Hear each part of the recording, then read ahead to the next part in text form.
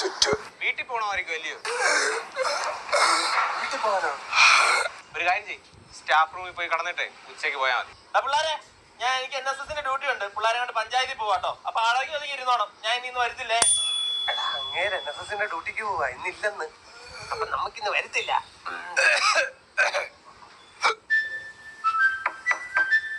Sir okay കേട്ടോ.